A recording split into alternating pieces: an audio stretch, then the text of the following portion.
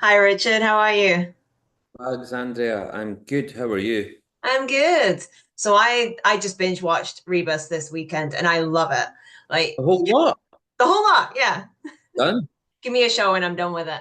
I just so it's a much younger Rebus than what we've seen in like the original series and even in like the books.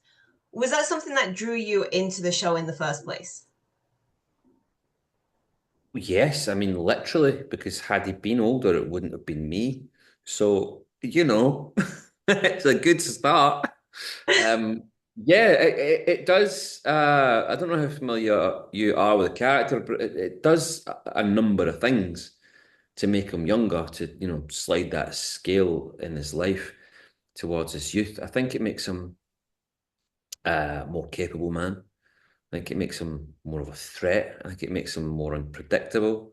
I think it just generally makes him a bit more sort of. I think he's at a complicated stage of his life, and I think he's sort of struggling to keep hold of himself.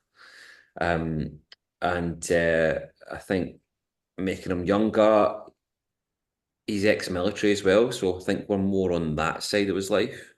And how does that inform him mentally, physically, psychologically?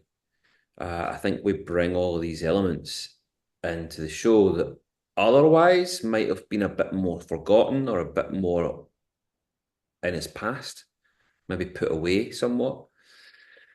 So I think just the sort of energy of the character is a bit more heightened.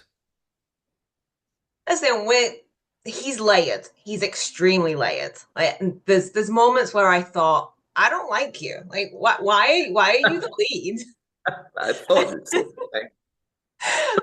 But then more comes out and more's explained.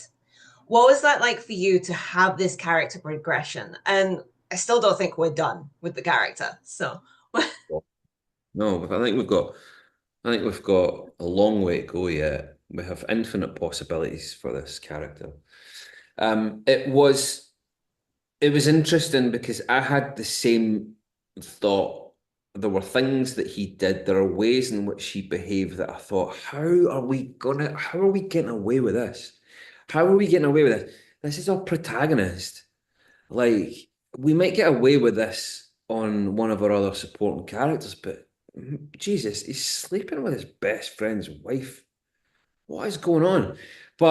And I said this to the writer, and I said this to the director. Now, the writer, Gregory Burke, he's a man for whom I have a lot of respect, and he's very talented, and he knows his job, and he knows what he's doing, and he has a roadmap for all of his characters, all of them. Everyone has something to say, and he said, just trust me. It's like what you're bringing to the character, what you're doing with it, and the sort of landscape of the progression throughout the episodes, you'll be fine. It's not that it's justified what he does, but there are reasons for it. He's quite self-loathing, quite self-destructive. He has to take a hard circuitous route to do things. There's something in him that he feels like he can't be happy. He's almost feels damned at times, and I think a lot of that comes from failed relationships, through his quasi estranged relationship with his daughter, through his history with Rona, with what's going on with Cafferty, with his brother a lot of the times, and the struggles that he has that he's surrounded with. It's almost like he's quite self-destructive. It's almost like self-harm to a certain point. And I think these are parts part of the reasons why he does some of the things he does. And I think you start to, as an audience member, I think you start to see and accept that, and you go, okay, maybe he's actually. You want to make excuses for certain behaviors, but it's like there's some. He wouldn't acknowledge it.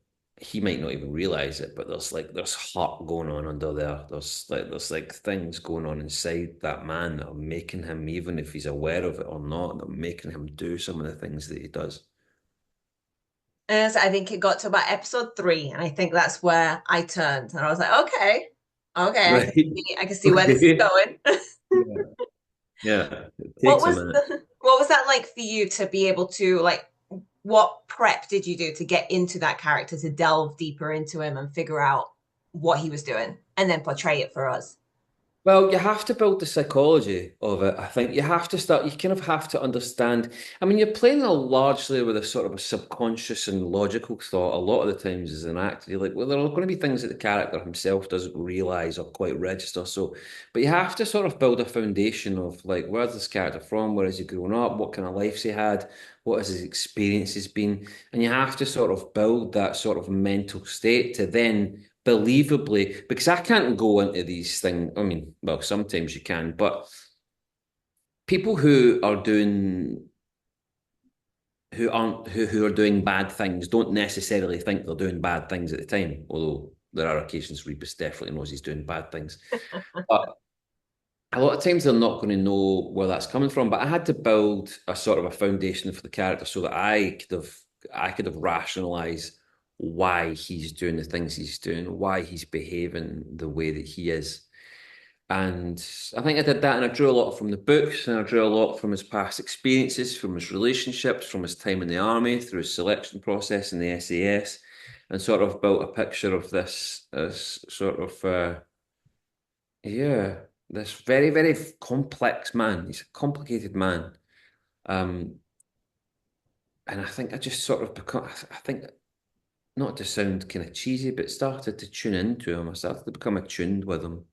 After episode one, I didn't like what I did in episode one. I watched that and I thought, I can see what you're doing, and I don't like it. I can see what you're trying to do. I'm always I'm quite hard on myself as a critic, and it wasn't until episode two that I thought, there's the character. The character's there. There he is. And I think I'd sort of dialed in to Rebus a bit more and allowed everything to affect me in the way that it might affect him rather than it affecting me as an actor, if it makes sense. So I think I started to find my feet from then onwards. And everyone else is brilliant in it. The story's brilliant and the writing's great, and the first episode's probably great, but for me and my performance relative to the other episodes, I felt like I started to really find my groove right from the top of episode two in the psychiatrist scene, which they almost cut, by the way. And I said, do not cut. Someone somewhere thinks that these might be unnecessary, but I'm telling you, they are necessary because you're getting into a part. It's like the psychiatrist in The Sopranos, right? You're getting to see a part. You're getting to hear a part of that character that you're never going to hear anywhere else. So it's I like, found that I found huh? that interesting with the psychiatrist scene because, he says he's had this breakthrough and then he says, actually, I just told her what she wanted to hear. But then I think he does have a breakthrough. He doesn't mean to. No. He doesn't mean to. He's getting there fucking about. He's like, I think I've had a breakthrough. Is that what you call it? A breakthrough? Yeah. And he tries to tell this story, but he actually gets caught. He catches himself out. He's just in there kind of bullshit, and it's therapeutic to him whether he likes to admit it or not. It's like when he's saying to Jill, it's like, oh yeah, I was my psychiatrist. I feel like I kind of owe her something. I'm not getting anything out of it, but it's like in these scenes when he's talking to her, he definitely hits, a nerve that he wasn't intending to. He wasn't intending to actually talk truthfully. He goes in there with a bit of a shield up, thinking, I'm just going to bullshit my way through this session, and ends up actually being vulnerable, which is why they're so important. So we did end with a lot of open questions. What would you like to see? Not necessarily what could happen, but what would you like to see for Rebus moving forward with everything that have happened in that season finale?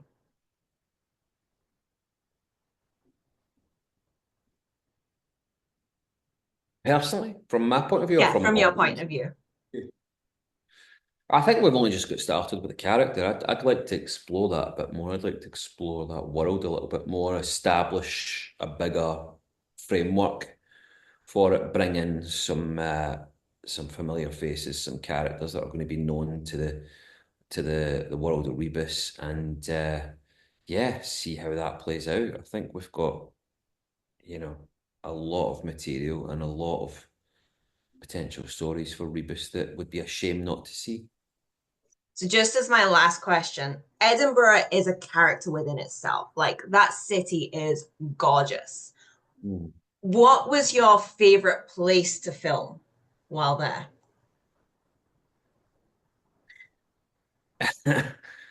It was probably the Royal Mile, although when we filmed that, we came up the stairs to one of the closest, and at the top, it was quite busy. I think we were coming into like maybe into like June. It was getting busy anyway. Came up and a few Outlander fans had kind of spotted me coming up the stairs, and we kept having to do the same take like a number of times. And every time I came up to the top of the stairs, there was more people to the point where like one of the last takes we came up and it was just like 200 people plus all standing on their phones, and I was like, I can't film like this. So we had to pretend we were finished for the day and we came back later. So that was funny. I mean, the Royal Mile is gorgeous, though. I miss Yeah. it. I miss being on this side of the ocean now that I don't get to see all that anymore. Yeah, I love Edinburgh. It's great. Well, thank you so much for your time.